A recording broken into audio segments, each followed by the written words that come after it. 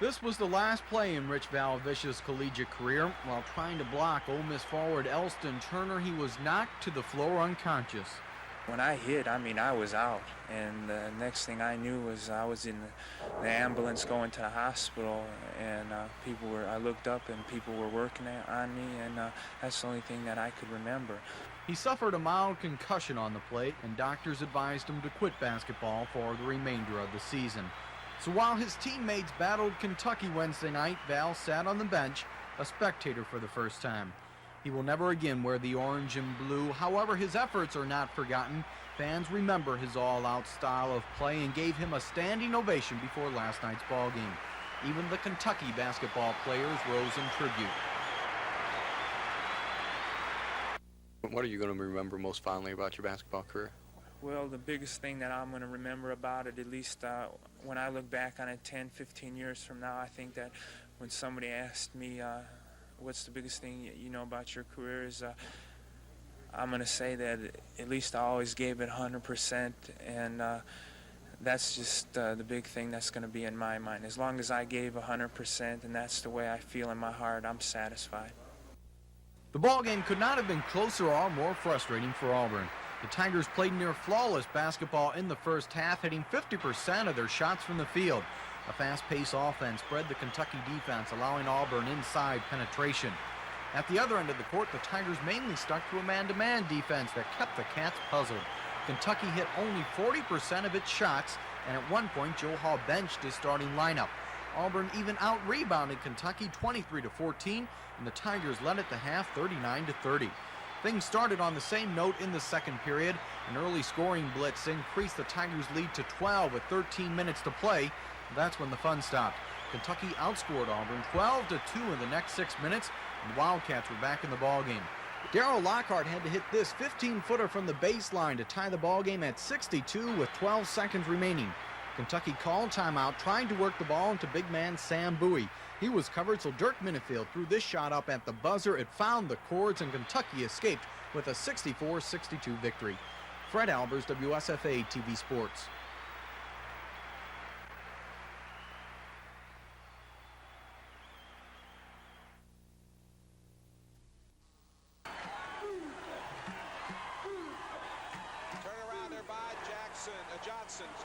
Johnson, boy, great shooting.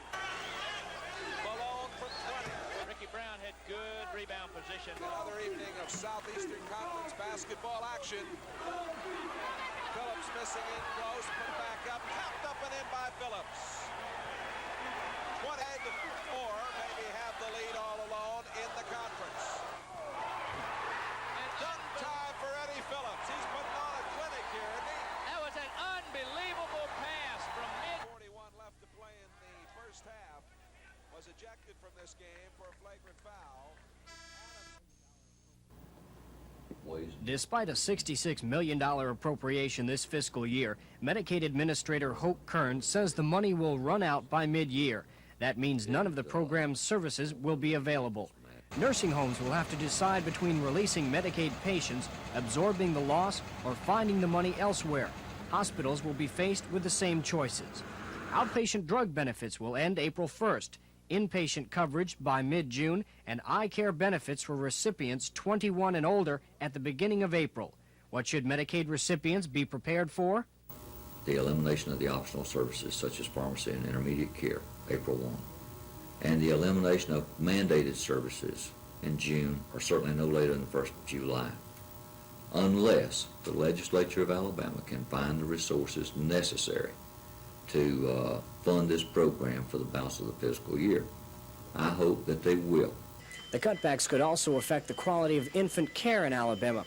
Here at the Neonatal Intensive Care Unit of Baptist Medical Center, an estimated 40% of the infants admitted to this unit are covered by Medicaid. This will delete health insurance coverage for literally thousands of infants and children throughout Alabama. And if the Medicaid program ceases in June, then every unit, intensive care unit, hospital will be faced with the decision of either curtailing services, increasing prices to those people who can pay in order to absorb the loss for those who cannot. The only other alternative would be to cease intensive care services throughout the state. This morning, 50 elderly citizens from Macon County arrived at the state capitol to ask Governor Fob James to reconsider the cutbacks. Medicaid Administrator Kern says it will take an additional $26 million to continue the program at its present level through September 30th. He points out that money can only come from one place, the Alabama legislature. Paul Roth, WSFA TV News at the state capitol. The board meeting began with a statement from State Treasurer Annie Laurie Gunter. Mrs. Gunter told the board she had never said that retirement systems had lost money on defaulted loans. According to Mrs. Gunter, she wanted to make this statement in front of the board and for the record. The governor's financial advisor, David Bronner, recently said such rumors were coming from the state treasurer's office. Teacher Board Chairman Wayne Teague took up the loan discussion and asked Bill Walsh, the secretary-treasurer of the board, about the status of the system's loans. Have we lost money through these defaults, or haven't we? That's all I want to know, and it's not an issue with, other than the people have a right to know the answer to that question. No. The board also discussed the financial state of the retirement system. Board member Paul Hubbard expressed a desire to have more studies made of the system so the board could get a better idea of how well off it is. Dennis Latham, WSFA TV News.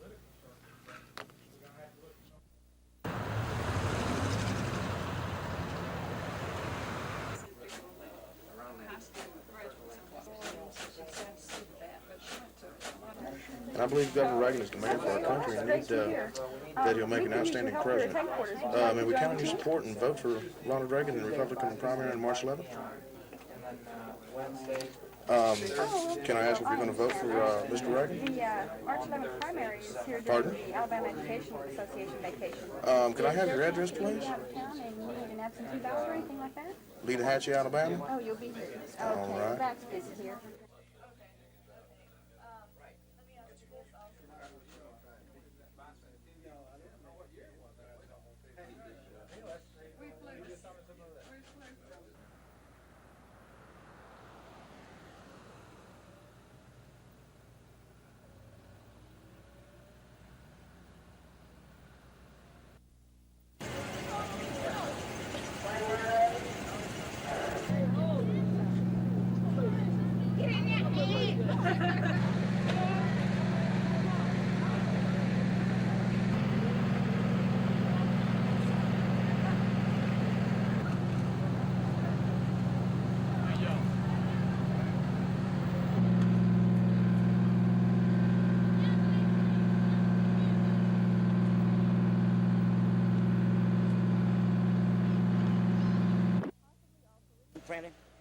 Alabama's biggest fan is possibly also its shortest. Shorty Price has been leading Roll Tide cheers for 40 years. With that kind of perseverance, it's not surprising to learn that he's also run for various offices 13 times and lost 13 times. These activities, among others, are why Shorty decided to write an autobiography. I've taken hand with presidents and governors and congressmen, and I've been all over the world, and I danced with the mademoiselles in Gay Patty on top of the Tour FL. Swigging on some of that bathtub cognac and got feeling pretty good like it fell off in the Seine River. Oh, yeah. And I've been everywhere and done everything to everybody just about it. And I'm ready now to just kind of cool it and get down there and learn how to fish and take it easy, you know, and still keep on hollering Roll Tide Roll. Smoke a few Tampa Nugget cigars and drink a little Budweiser beer. Would you like to have a Tampa Nugget? No. Shorty says he's given up politics, that he wouldn't pay $10 to see an ant eat a bale of hay if it had anything to do with politics. And he's even been thinking of retiring as Bama's most famous cheerleader, though Alabama games just wouldn't be the same without the familiar cheer. Roll Tide, roll! Go, Bama #1, go! Lisa Nielsen, WSFA TV News. It's called one of the toughest crimes to prove because so many people get away with it. Statistics from the Montgomery Fire Department show that of all the fires in the city last year, 328 were investigated for cause and determination. In other words, inspectors were called into a case when it wasn't sure what caused the fire. Of that figure, almost a third of them, 106, were called arson. That's an average of 2 arson fires a week. Officials say that percentage will probably jump to 3 a week this year.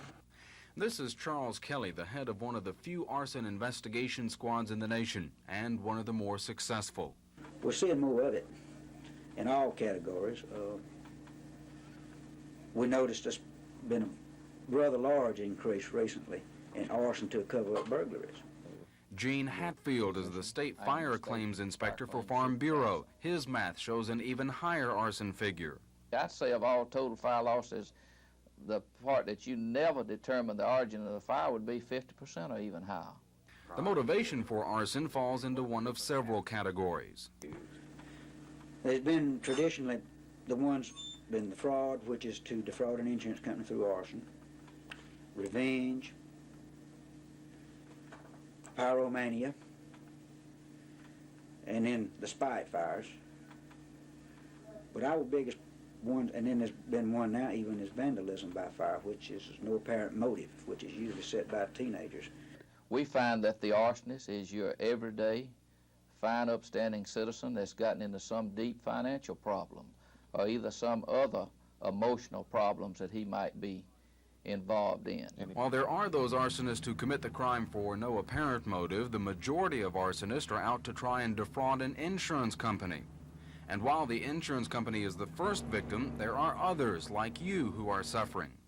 Chris Grimshaw, WSFA TV News. Money. It's said by some to be the cause, and it's definitely part of the problem. Arson investigator Charles Kelly says nearly $250,000 in property is lost each month to arson in Montgomery alone, and he says arson almost perfectly parallels the ups and downs of Wall Street. It's a good barometric indicator. As the economy kindly turns down, you notice that arson by fraud really tends to go up, and that's one of our problems right now. Gene Hatfield, state fire claims inspector for Farm Bureau, concurs. He says many of the people who torch property are in deep financial trouble, and Hatfield says their fiery solution to the money problem is also your problem. Naturally, to an insurance company, you're talking about dollars spent for settlement of these cases, which, you know, the public has paid in premiums. There's a greater price paid by some, the price of life. Kelly says at least 2 people have been killed in fires directly connected to arson. Investigation of another death could bump that figure to 3. The solution to the rising arson rate is basic: investigation. Montgomery's fire department has set up one of the few arson investigation squads in the nation, and their statistics show they're doing the job. Chris Grimshaw, WSFA TV News. Turning the tables on arsonists is the lifeblood of Montgomery arson investigator Charles Kelly. He's been in charge of the arson investigation squad here for a year and a half. In that time, the squad has established itself as a nationwide model for other cities.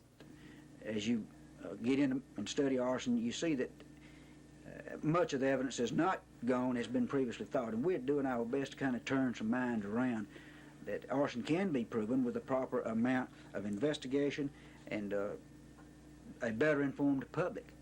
Before, the annual arrests for arson in Montgomery were about 6 to 10, with only 2 convictions per year. But no more. Kelly's squad in the past year has made 18 arson arrests with 5 convictions and 10 more still to be tried. Only 3 have had their cases dropped or changed.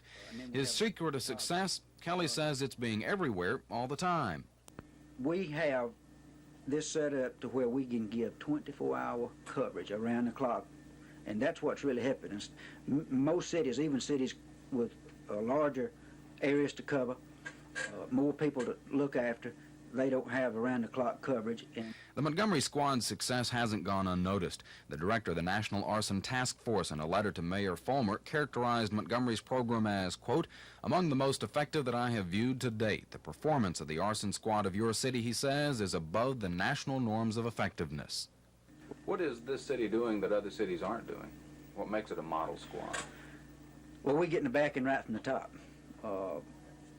The mayor certainly is, he's certainly law-oriented. He understands the problem. And the chief, we're getting the backing. But not to forget the insurance companies. Farm Bureau Fire Claims Inspector Gene Hatfield says an arson squad like Montgomery's helps all of us. Just establishing a rapport and a cooperation between the departments that has never existed before. Arson is one of the hardest crimes to solve and one of the easiest to get away with unless you live around here. In Montgomery, your odds of successfully committing arson aren't real good, and that's good to know for all of us. Chris Grimshaw, WSFA TV News. As acting chairman, Governor Fob James called the meeting to order. Then, I believe I need a motion now to recess into executive session. that motion came under fire from a local newspaper reporter who asked the board to define what it would discuss behind closed doors. Only the character and good name of the candidates, or include such issues as qualifications and salary, the last two not allowable under the state's sunshine law. She stated that if the board was planning to take up those issues, the meeting should remain open to the public. The governor then assured her and other members of the press that only the good name and character of the 5 men being considered for the job would be discussed. For more than 3 hours, the board convened an executive session, and when it ended, no one had been named to succeed Auburn President Harry Philpott. Governor James called the meeting very, very serious and its discussions intense. We've worked long and hard. I think it is safe to say that that we can make a final decision now within the next 10 days. And having said that, I seek a motion that this meeting be adjourned. All Raw, WSFA TV News. The Volunteer Income Tax Assistance Program is sponsored by the IRS. Volunteers attended a 3-day training session to learn the basics in income tax preparation. They were then assigned various sites throughout the area. On AUM's campus, the accounting club is providing the service. Each Saturday until April 12th, a club member will be available for free income tax assistance. Individual counseling sessions will be held in the University Center from 10 to 3 p.m., except for February 9th, when the hours will be 10 to 1 p.m. Accounting President Eddie Estrada says the program is allowing club members to gain valuable experience. We decided it'd be a good thing for our club to do to get exposure and, make a better impression on the accounting majors out here and give something to do for the members.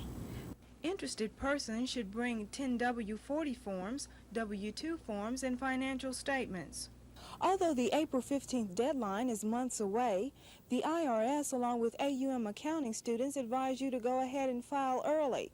By doing this, you'll beat the last-minute rush, along with getting any refunds back sooner. Cassandra Taylor, WSFA TV News, on the Auburn University at Montgomery campus. Jeff Davis and Eufaula had their shooting eyes on tonight. Both clubs shot better than 65% from the floor in the first half. Eufaula used superior offensive rebounding to take an early 8-point lead. However, Jeff Davis whittled away at that lead and drew to within 2 at the half, 30-28 Eufaula on top. Those hot shooting hands went cold in the second half. Both clubs had trouble finding the net. Regulation play ended tied 54-54. And the ball game went into triple overtime before Eufaula escaped with a 64-61 victory.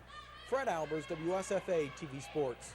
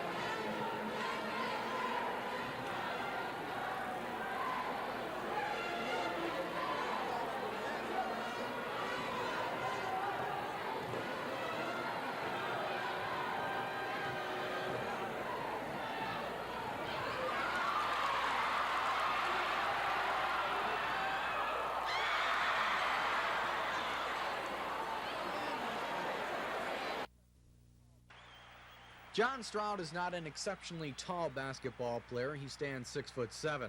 He's not exceptionally quick. In fact, many classify him as slow. But the Ole Miss forward is an exceptional scorer. John Stroud leads the league in scoring, averaging more than 25 points per game. Last year, he led the league with a 26-point average. If he wins the scoring race, Stroud would be the first player since Pete Maravich to win consecutive scoring titles. With those kind of credentials, you would think pro scouts would be after Stroud with pen in hand, but that's not the case. I think his weak point is his lack of speed. His lack of speed running the floor, and also his quickness. I think that's the two major things that could have hurt him in making pro basketball. I think some teams need some type of players, and I think some teams run a motion offense in the passing game, and that's the way we play. And I'm a real good shooter. I got a quick release, so I think I can fit in somewhere. It's just draft's just a matter of luck mostly. Stroud is not a flashy player. He's not known for slam dunks or 25-foot jump shots, but he hits string consistently from 15 feet on in. He surprised college coaches with his scoring ability. He may just surprise a few pro scouts next year. Fred Albers, WSFA TV Sports. Senator Stewart, what is the feedback you've gotten from your constituents here in Alabama on registering for the draft once again? I'd say the feelings are mixed, but I'd say the majority of the people favor the registration system as it was proposed by the president, and as I think it'll pass Congress, both the House and the Senate.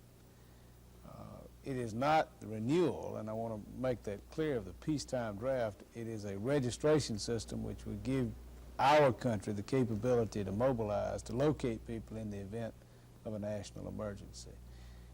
The reinstatement of the peacetime draft, or the draft during peacetime, I think would have difficulties at the national level, and I have not said whether or not I would or would not vote for that. Okay, we're talking about registration for the draft and not the draft. That's exactly right. In other words, it gives the military the capability to mobilize more rapidly, to locate people who would be eligible for service in the event that they were needed. Have you had any feedback from draft-age men here in the state of Alabama? Phone calls, letters, in your travels? There's been some concern expressed to me about reinstatement of the draft. I think they would be favorable to a registration system, basically in that age group. But I think there'd be some concern there, naturally, if you talked about reinstating the peacetime draft. How would you feel about reinstating I the wouldn't peacetime draft? be favorable to that at this time. You would not? Not at this time, no.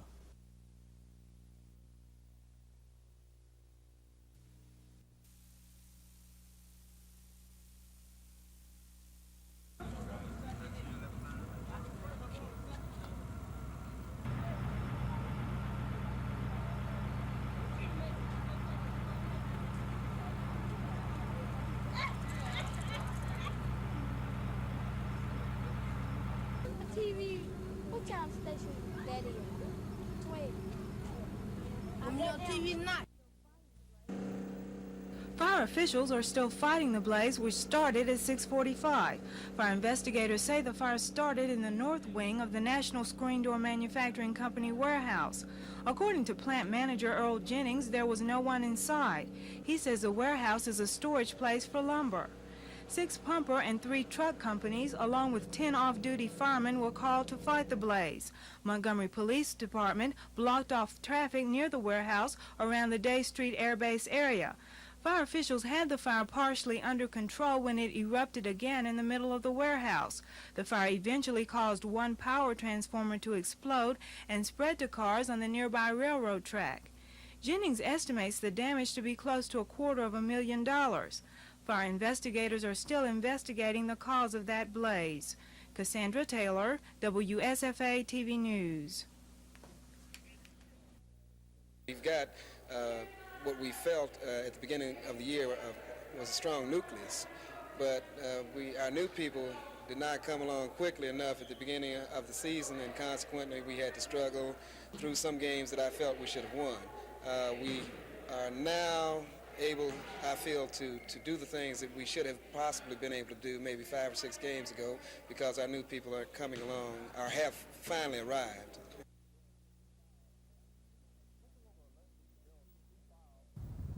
Looking over a list of the bills pre-filed for the 1980 session of the legislature shows me that many of the lawmakers are interested in more than just the current money crisis in mental health, Medicaid, the prisons, and the highway system. Naturally, the money problems will take up a great deal of the 15-week session. There are, however, other areas in which the members of the legislature wish to become involved. For example, there's a bill pre-filed to change election laws. Another bill in the House would increase the pay of the members of the Public Service Commission. Representative Eric Cates of Greenville wants to change the state's banking laws, so he's introduced a bill to alter the banking code. Representative A.J. Blake of Pell City has introduced a bill to abolish the Alabama Commission on Higher Education. Senator Big Ed Robertson has pre-filed a similar bill in the Senate. Other House bills include one to limit the price increases following a natural disaster. No doubt the reports of price gouging following Hurricane Frederick in the Mobile area prompted this bill. In the Senate, almost 100 bills have been pre-filed. One, sponsored by Senator Dutch Higginbotham of Opelika, could be called the Anti-Iran Bill. It would prohibit colleges from enrolling students from foreign countries which don't have diplomatic relations with the United States or don't offer protection to U.S. ambassadors abroad. Senator Rio Kirkland of Bruton wants to repeal the good time law, which gives state prisoners time off for good behavior while in prison. Aside from these bills, there will be many others as the session rolls along. On Tuesday night, Governor James will outline his legislative program in the State of the State address to the legislature.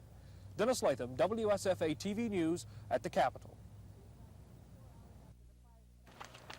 About 24 hours after the fire started, firefighters are still trying to extinguish flames at the site. Fire Inspector H.C. Kelly says difficulty in putting out the flames may be one indication that arson is involved. The building contained wood and other materials for making screen doors. Kelly says the fire spread more quickly than a wood fire normally does, so he says a flammable liquid may be involved. He also tells us the warehouse was burglarized last Sunday night and the Sunday night before that, so he wouldn't be surprised if foul play were involved in last night's fire, too. Kelly declined to comment on whether he knows of a motive for arson and on whether he's looking for one particular suspect. Lisa Nielsen, WSFA TV News. Wilkinson entered a not guilty plea but allowed his case to be decided on the testimony taken in the earlier Klan parade cases, despite his original insistence that he wanted his case fully argued. Wilkinson says he changed his mind because he doesn't want to be tied up in court right now. He appealed the conviction, saying he would argue his case later. The trial before Circuit Court Judge Joseph Phelps lasted only 2 minutes, with the judge basing his ruling on testimony taken in the mass Klan trial back in December. Wilkinson was given a 6-month suspended jail term, $250 fine, and a 2-year unsupervised probation. Chris Grimshaw, WSFA TV News. The more boisterous complaints about dollars spent on law enforcement came from Commission member Bill Joseph. At times, Commission Chairman H.B. McKinney joined Joseph in the discussion. Both were lambasting what they see as snowball funding for law enforcement programs, funding that Joseph says has jumped 1,000, maybe even 2,000% in the last decade. Both Joseph and McKinney said they were afraid of federally funded programs that eventually call for 100% county funding. The discussion had erupted when District Attorney Jimmy Evans asked for an appropriation of at least $790 a month. He wants the money to rent space in this building for 3 federally funded programs undertaken by the county DA's office, programs whose attorneys are now housed in the Hill building on Perry Street and the attic of the Public Safety building. The other issue that bolstered more talk about law enforcement dollars came when Richard Schinbaum, an attorney representing inmates in the Montgomery County Jail overcrowding suit, called on the commission to work faster toward easing those conditions. Earlier this morning, federal judge Robert Varner denied Schinbaum's latest motion to hold the commissioners in contempt of court for alleged overcrowding. Joseph told Schinbaum that the restitution center was the only solution right now because there is no money available to build a jail. Joseph said he thought it would be several years before the commission could successfully muster the votes to float a bond issue and build a jail. Schinbaum warned that, in his opinion, the county could face having the present jail put under receivership or condemned if something isn't done soon to make more space for county inmates. Chris Grimshaw, WSFA TV News.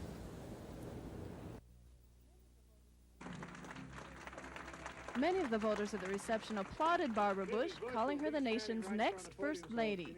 Her husband is one of the Republican frontrunners after he finished first in the Iowa caucuses. Mrs. Bush says her husband is worried about what he considers America's three biggest problems: the economy, energy, and strategic defense. She says he's for the Olympic boycott, even though he sympathizes with the athletes. Kills him. But he says that the people in Russia don't know what the Russians have done. And the only way we can tell them is by boycotting. But the boycott was no good unless what happened, unless we got enough other countries not to go. Mrs. Bush says race and religion aren't as important in this election. She says the 1980 issues are everybody's issues. Lisa Nielsen, WSFA TV News. As we said earlier, the Alabama legislature is getting underway at this hour, and Dennis Latham is standing by now at the Capitol. Dennis? Thank you, Ivy. In just a few moments, the 1980s regular session of the Alabama legislature will be underway, and there are many problems that will be facing the legislature this year, most of them dealing with money. And it will be the legislature, along with Governor Fob James, that will be looked toward to bring this revenue to the state. Highways, prisons, mental health, and Medicaid all need the money. Over in the House side, the Speaker is about ready to begin to gavel in the House for the 1980 regular session. And giving the invocation in the House will be Dr. Billy Hall of the First United Methodist Church of Jackson, Alabama.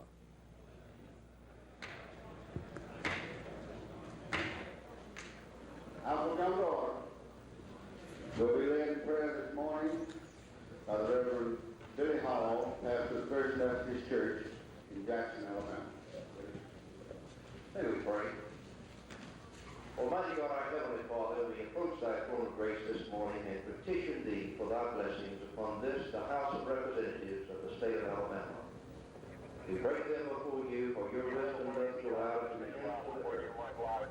We would invoke thy blessings upon them, that the work they plan, the work they accomplish, may be pleasing in thy sight, beneficial for the citizens of this great state. We pray this in thy name. Amen. And there they are, underway. They'll begin the roll call in the House of some 105 members of the House, including the Speaker. Meanwhile, over here in the Senate, Lieutenant Governor George McMillan is ready to do the same thing on this side.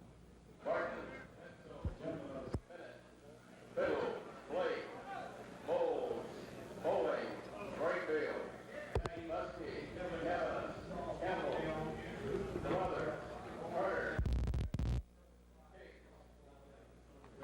Eatwood, Clark, Cobb, Goldberg. Sovereignty to invoke thy hands, and thank you for the blessings of life. We thank you, Father, not only for the abundant blessings of life, but for the blessing of the abundant life for our relationship as the source of all law, liberty, and life. Father, as we begin a new session, we realize that we stand in the halls of great heritage, but we stand determined with thy help and power to perpetuate the principles that have made us a proud state. We realize that our task is great. We ask not for ease and burden, but for wisdom, courage, and strength to meet our challenge. For we ask through Christ our Lord. Amen. God, celebrate now as I share with all the city.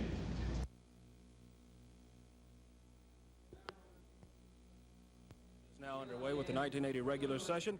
They'll get complete with the roll call and then probably introduce some of the many hundreds of bills that will be introduced here on the first day. And then later they'll come back at 6:15 this evening to get ready to hear the governor address them in the State of the State address. Channel 12 will carry this live at 6:30 this evening, along with another update from the legislature tonight. Live from the state capitol, Dennis Latham, WSFA TV News. Well, in other news today, the Japanese Defense Agency says that a Soviet flotilla of 10 vessels is sailing southward off Japan's southernmost island. Earlier in the day, the legislature's Joint Budget Committee met to hear a presentation from State School Superintendent Dr. Wayne Teague. Teague discussed recommendations from the Governor's Blue Ribbon Education Commission. Teague defended the plan to eliminate driver's education from public schools, saying the money, which amounts to about $8 million a year, could be better spent elsewhere. He says a person with a master's degree cannot be expected to teach driver's education. Instead, Teague suggested the local communities take up the responsibility of teaching young drivers, perhaps utilizing city police.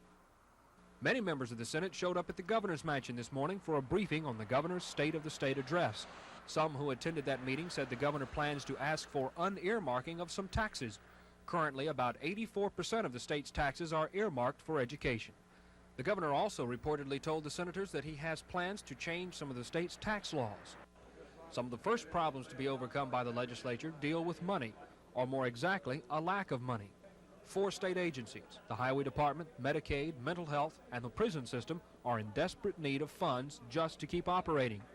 Add to all of this the annual struggle to pass the general fund appropriation and money for the state schools and many other problems that are likely to arise, and you have a very lively session.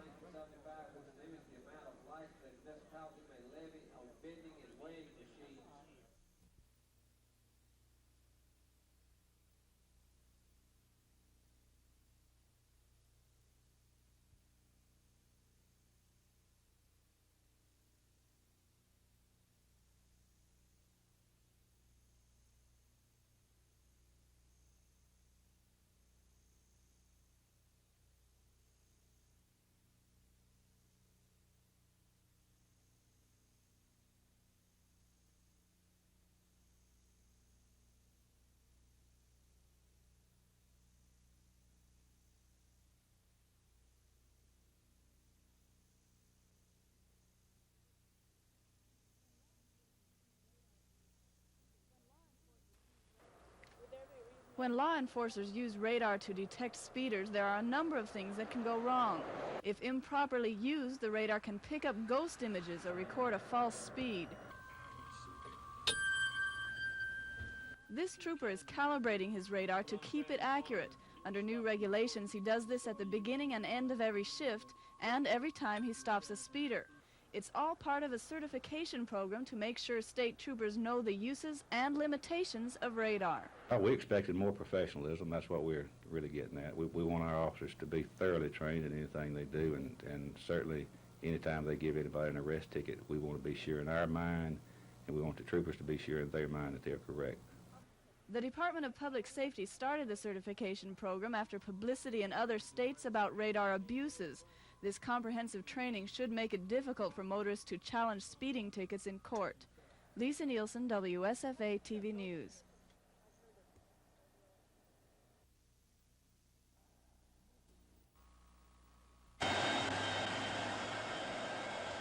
A commercial flight brought Ethel Kennedy, Senator Edward Kennedy's sister-in-law, to Montgomery. Waiting for her arrival was her son Bobby, the senator's Alabama campaign manager. Also there was a delegation of Kennedy-pledged candidates to the National Democratic Convention. The Kennedy camp is working against several major problems as they near Alabama's March primary. 1, the financial constrictions now facing several of the presidential candidates. 2, the loss to President Carter in Iowa's primary. And 3, the fight for uncommitted black delegates in this state. Earlier, the predominantly black Alabama Democratic Conference endorsed President Carter, but a recent poll showed nearly 50% of the black vote is uncommitted. The Kennedy campaign is now addressing itself toward issues that could swing those uncommitted black Alabama votes to their side. A number of black state representatives were also at the Kennedy headquarters in downtown Montgomery to greet Mrs. Kennedy. They all applauded Bobby Kennedy's speech, which touched on the senator's support of the national health care program and blasted President Carter for proposed cuts in the welfare program.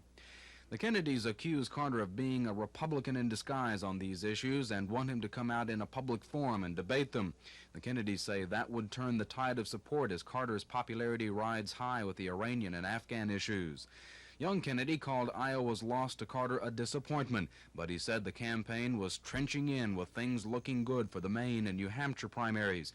Kennedy says they're starting an effort here to get Alabamians ready for Teddy. Chris Grimshaw, WSFA TV News. Have been absentee generals, and that won't work. To every parent in Alabama, I ask your support of this amendment, this policy, and House Bill 41.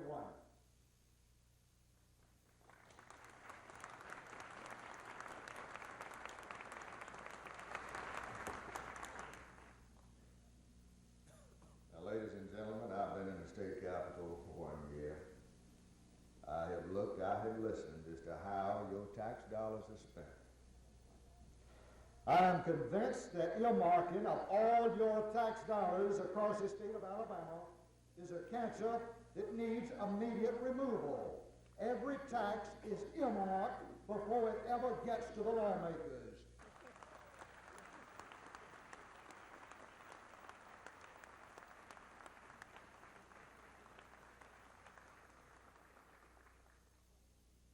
Earmarking won't stand up when the rubber hits the road. It won't carry Alabama into this decade viable, efficient, sensitive to the real needs of the people. I have no desire to add another patch and play the politics of appeasement and expedience and allow the bureaucrats to spend the public's money like drunken sailors. Earmarking is foolish and unwise.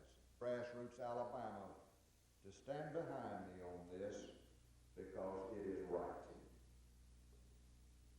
Transportation is fundamental to the economic, social, and recreational well-being of every man, woman, and child in Alabama.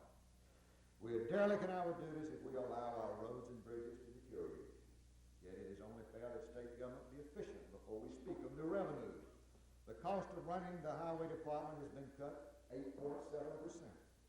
Revenue for highways is declining as Alabamians buy less gas.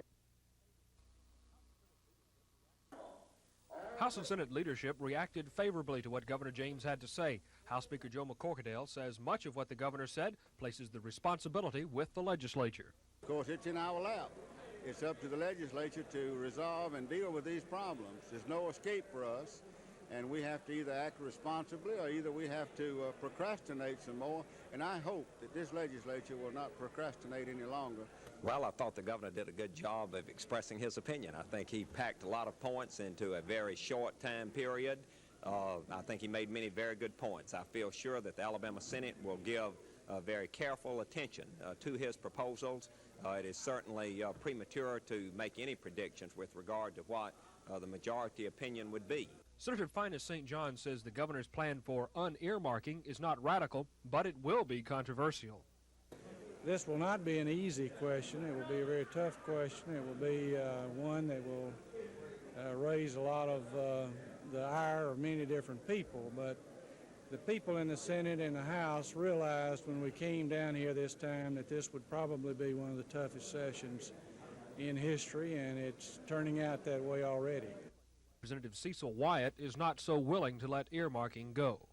The way I see that, the people of this state earmarked those funds. In fact, they voted for those taxes to go on for a given purpose, and the people of the state will have to unearmark them. I will not support it until the people themselves unearmark those funds.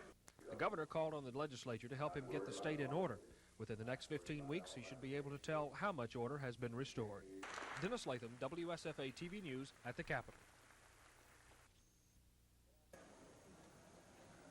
But I think it is an utter disgrace that this should occur while an attempt was being made by the chief executive of this state to express to the citizenry of Alabama what he proposes and is going to ask this legislature to attempt in order to resolve some of the problems that we face today.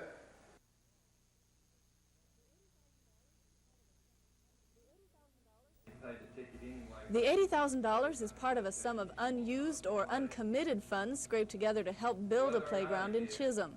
Last week when the proposal first came up, District 6 Councilman Donald Watkins asked why the city wanted to build a recreational facility when there are Montgomeryans who don't even have a place to live.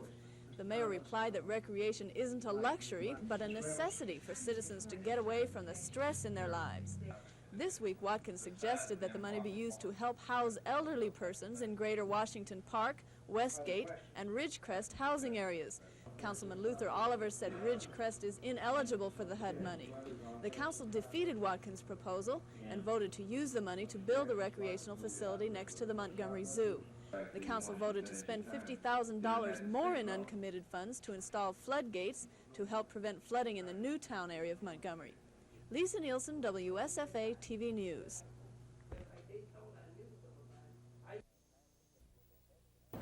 At times it gets a little bit hectic with the ones that we have, and we're not able to answer all the calls as quickly as we'd like to, although we do, eventually get to them.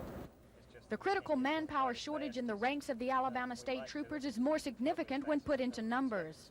Only 6 troopers work the midnight shift for the whole state, and those 6 have over 11,000 miles of paved Alabama roads to cover. That figures out to about 11 counties each midnight trooper is responsible for. And the daytime shift, about 65 troopers who work the day shift, 7 to 3, have only 1,072 miles to work. Traffic is heaviest during the afternoon shift, and the 115 troopers are responsible for only 606 miles of paved road. Those statistics should clarify the problem. There just aren't enough state troopers to give the kind of protection people need on Alabama highways. It's the trooper himself who's hardest hit by spiraling inflation. A complete trooper wardrobe such as this cost about $320 10 years ago. Today, the same uniforms cost an estimated $952. The whole issue is sort of a catch-22 situation. In order for the Public Safety Department to work effectively, it needs more money to pay for more manpower. At the same time, the state stands to lose almost 5% of its federal highway construction funds if the 55-mile-an-hour speed limit isn't better enforced. And it's just that simple. More troopers means a better enforced speed limit, and the state keeps its highway funds. But if things don't change, and don't change soon, the citizens of Alabama stand to lose all the way around. Sydney Kohara, WSFA TV News. These weather instruments of tomorrow are being developed today at the Boulder Atmospheric Observatory in Colorado. They're all remote sensors. They sense or measure the characteristics of the atmosphere's various levels from a distance. Remote sensing is nothing new. Radar, for instance, measures precipitation from a distance. What is new in this field of weather measurement is the growth of a broader range of remote sensors, a new family of weather instruments capable of giving tomorrow's weathermen a three-dimensional view of Earth's airy blanket. And the research is encouraging. We think that there will be major advances using some of the more modern radar systems, not only microwave radar systems such as weather radar, but some of the optical and infrared radar systems. These can be used to measure pollutants and winds, wind shear, which has caused a number of aircraft accidents, precipitation, and so on. All these new devices must be calibrated, and that's done by comparing their readings with those of conventional instruments on this 300-meter tower. The tower instruments supply a vertical corridor of detailed atmospheric measurements to nearly 1,000 feet above the surface. In perhaps 10 years, the new remote sensors will greatly expand the three-dimensional view of the weather provided today by weather balloons. The problem with weather balloon readings is the averaging that's necessary in order to estimate conditions between balloon launch sites. It's somewhat like having to guess that if Montgomery is at 50 degrees and Birmingham 40, then a point in between, such as Clanton, must be about 45. Remote sensors, then, are expected to take a lot of the guesswork out of meteorology, and chances are that'll make the forecaster's job easier and raise his batting average. I'm Dan Atkinson with Weather Beat.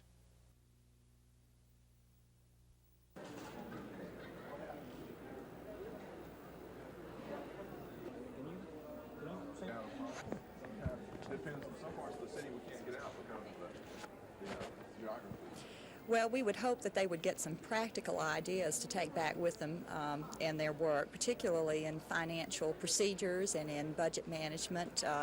You know, park and recreation departments throughout the state are taking a great brunt of this recession that we're going into because tax dollars are dwindling, and since we're not considered by many of our leaders as an essential service, then we have to do with a few cuts, and we certainly hope that the kinds of cuts that we're seeing won't produce great problems in our programming and the kinds of services that we're offering the citizens of the state of Alabama.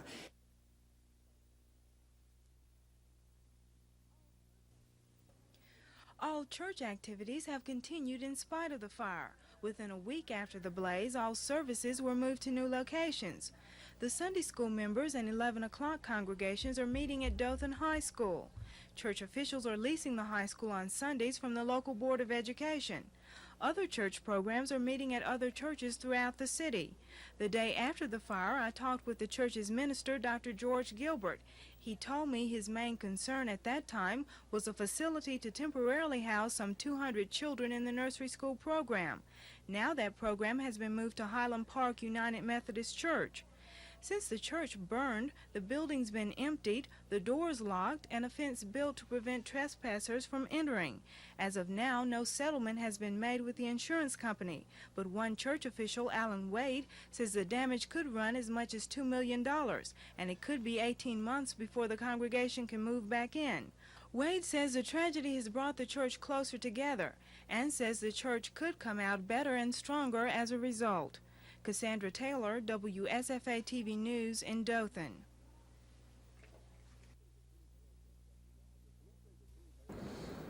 Police say the 3 male suspects robbed this Auburn supermarket while the 3 females waited outside in a van.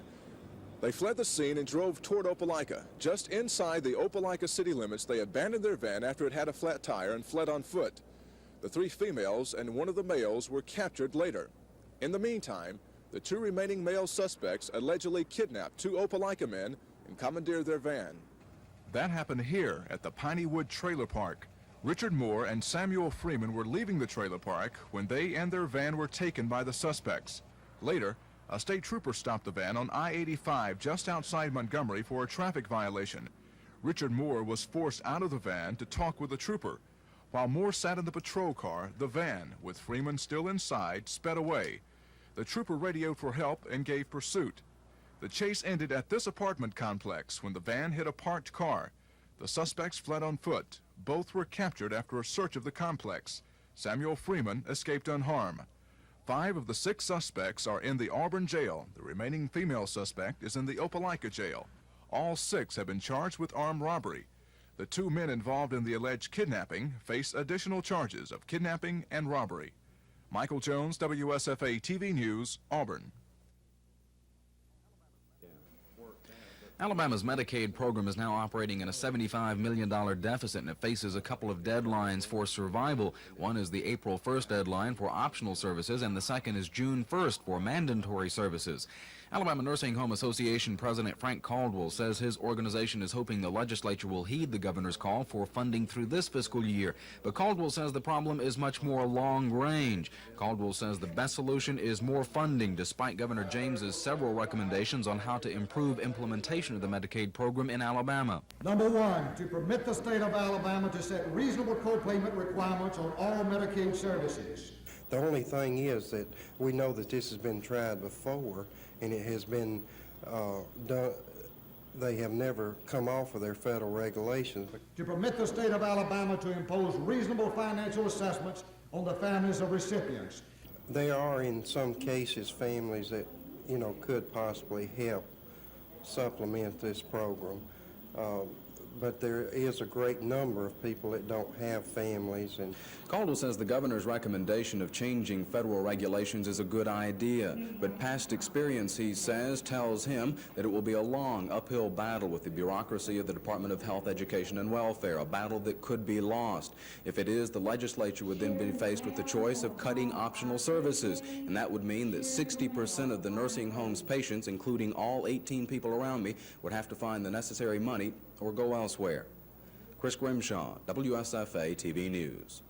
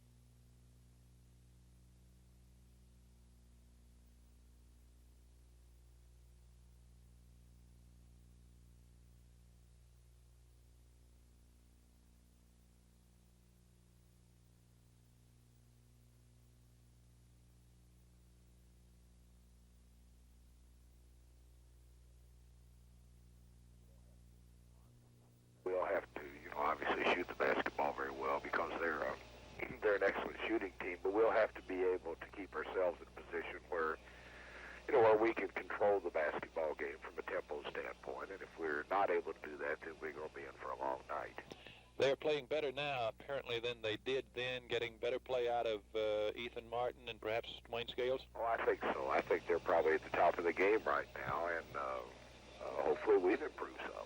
This game and the one on Saturday, very vital in your conference hopes, I would say. Yeah, realistically, you know, we're down now to a 6-game season, and all 6 of them are going to be of equal importance. But these 2 are, you know, very difficult and extremely important because it gives us an opportunity to put a loss on another contender.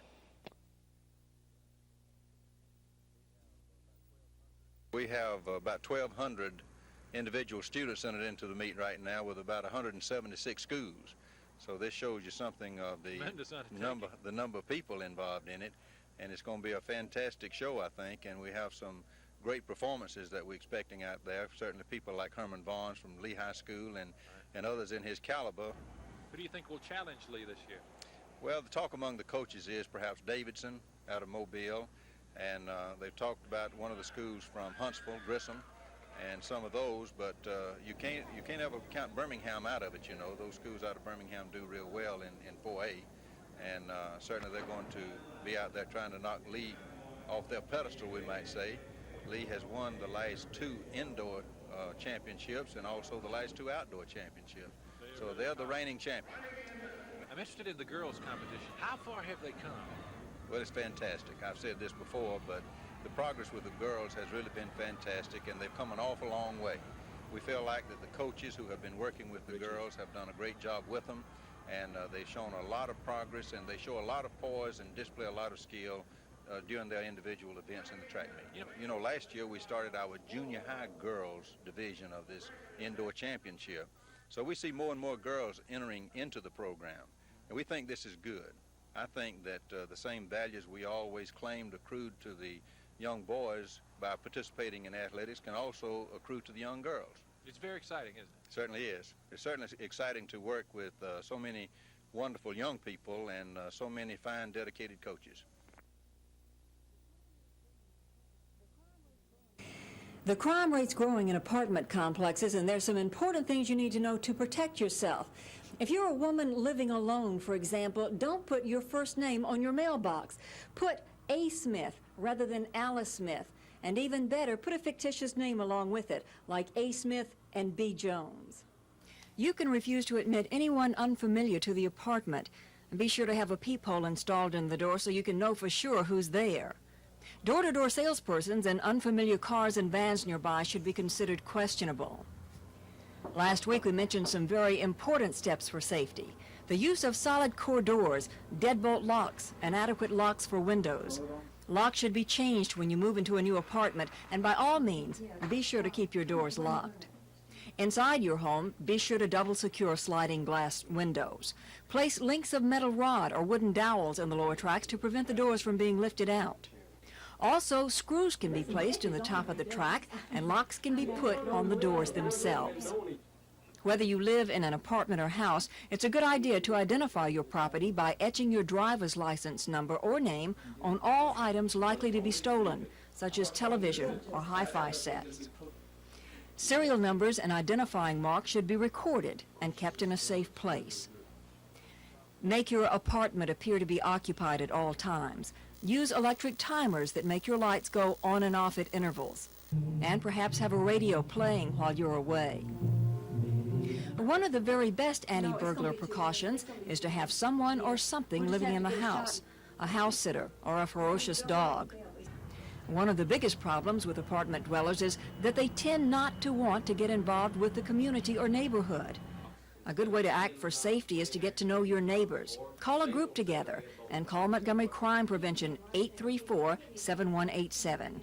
They will come armed with information and lots of tips for keeping burglars at bay. This is Coping, and I'm Ivy Berman. You know you have a possibility of theft being able to occur. Every 3 years, Alabama soybean farmers vote on the referendum, which takes a ½ cent per bushel at the point of sale and channels that money into soybean research and promotion. This program is also offered to soybean farmers in 20 other states. Some of the money collected is used at Auburn University to improve soybean varieties, while other funds go towards securing overseas markets. Well, hopefully the research that we spent at Auburn is going to improve their yields and cut down some of their production costs, and the market development money spent through the Market Development Foundation of the American Soybean Association is improving our demand overseas for both soy meal and soy oil.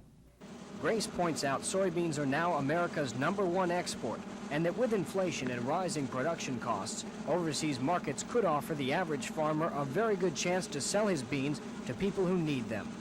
Paul Roth, WSFA TV News.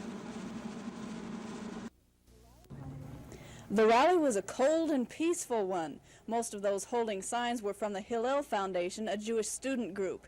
They were protesting not only the Afghanistan invasion, but Soviet treatment of the Jews. We are supporting boycotting of the Olympics. We've been supporting this boycott way before President Carter brought it up. We are rallying in behalf of Andrei Sakharov, who is being grossly mistreated in the Soviet Union. Okay, so you're saying that Afghanistan isn't the reason that you're here? Isn't the sole reason. It's one of the many reasons. Well, some passersby did stop and offer to help hold the anti-Soviet signs. Most hurried by, more anxious to get out of the cold than stop and talk politics. Lisa Nielsen, WSFA TV News, Auburn. We feel that those people who will support the dog racing track are people who can least afford it. We also feel that it will bring to Macon County many evils that we don't need at this time.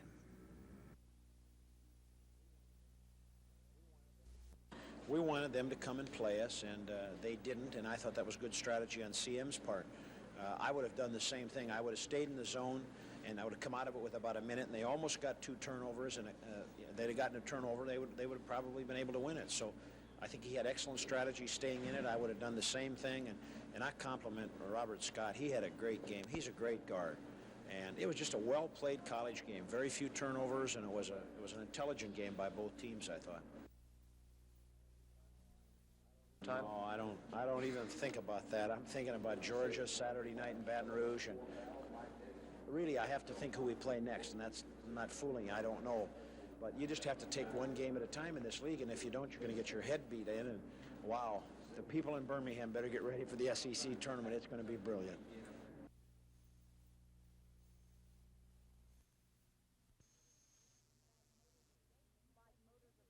Bike Motors of Dothan says delivery of the new product should be ready by the end of this month.